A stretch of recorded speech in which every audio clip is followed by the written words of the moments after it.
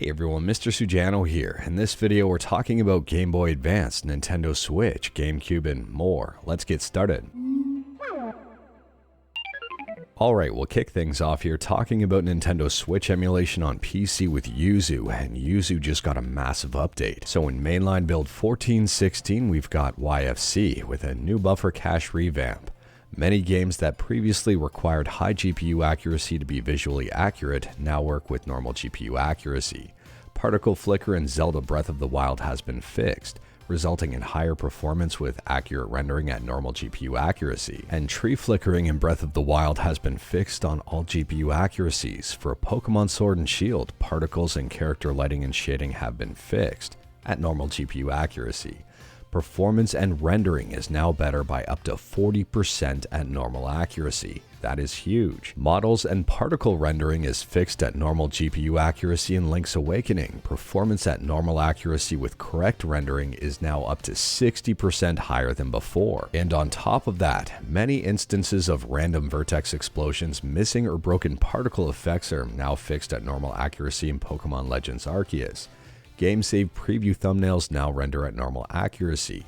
Smoke and particles now render correctly at normal GPU accuracy in Super Mario Odyssey, and also Super Mario 3D World and Bowser's Fury. Lighting in Diablo 2 Resurrected has been fixed and will no longer flicker.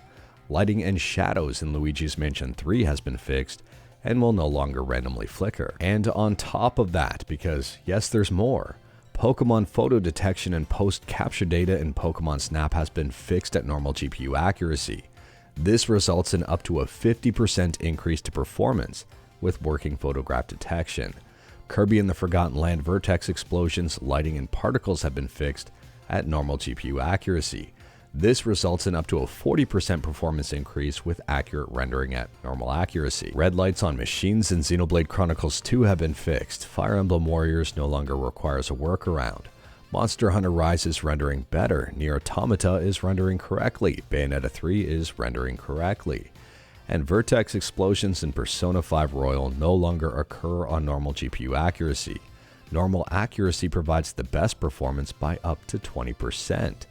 And the pessimistic flushes option is no longer needed in any of the affected games. Honestly here, this is a massive update, so huge hat tips go out to the developers of Yuzu, and if you haven't checked out the latest version of Yuzu, you might want to take a look at it. And speaking about taking a look at things, next up here we're taking a look at an awesome Romhack.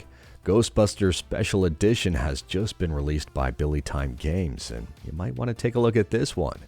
There's a brand new playable character, Winston. It says here that Ghostbusters Special Edition is a complete overhaul of the 1990 Ghostbusters for Sega Genesis by Compile. This patch contains several new features, upgrades, and other neat surprises for all players. There's even a brand new Nightmare mode. If you wanted to check out this Romhack in action, I'll drop a link to a very useful YouTube video in the description below, and I do recommend checking it out. If you're a Ghostbusters fan, this is pretty much a must check out. And speaking about checking stuff out, Console Variations posted a very interesting picture over on Twitter. Finally, after 23 years, the Spaceworld Gamecube is discovered. I will drop a link to Console Variations website in the description below in the event that you wanted to learn more. At a really high level here, this is a very rare version of the Gamecube. It's a pre-release version, and unfortunately it doesn't work, it's just the shell. The shell is a little bit different than a standard GameCube. The coloring is a little bit different, and there's a window here to see your game spin around. And fun fact here, what I remember most from Spaceworld was this Zelda demo, and I was very disappointed when Wind Waker was announced later on instead of this. Wind Waker did turn out to be a pretty good game, but I was still hoping for this. And speaking about pretty good games, next up we're talking about Tomb Raider: The Angel of Darkness Definitive Edition. Yes, someone is remastering this game, and yes, there's a demo out there. From my understanding here, version 1.0.2 of this game has just released, and if you are curious about learning more about it, I'll drop a link to this website in the description below. And if you wanted to see the game in action, I'll drop a link to this YouTube video in the description below, and feel free to check it out. At this point in time, Tomb Raider The Angel of Darkness Definitive Edition is a PC exclusive. Moving on, and we're talking about Game Boy Advance emulation on Android with My Boy, and My Boy just got a brand new update. As for what's new, it supports and optimizes emulation for ARM64 CPUs, it adds a new way to browse and import ROMs, and it removes the annoying permission request notification from Google accounts, which I was not a big fan of, and I'm glad to see it gone. Next up, we're still talking about Android, and this time about Nintendo Switch emulation on Android with Skyline, and the mainline version of Skyline just got a brand new update. If you head to skyline-emu.1 and click on download, you'll see at the time of filming, the latest version here is 2513. It appears that games with a Mali GPU are getting a little bit better. 1B here has tested a whole bunch of games. And if you are curious about an updated compatibility list, I'll drop a link to the GitHub in the description below and feel free to check it out. And last up here, we're talking about GameCube and Wii emulation on Android with Dolphin 360. And yes, Dolphin 360 is back. So Gamer64, the person behind this fork of Dolphin, says, I am reviving Dolphin 360 soon. For some reason, MMJR1 was removed from GitHub, but I had the luck of having the source on my PC, so I'll continue it as Dolphin 360 version 2. I promise to everyone that it will be better than 1.0.4.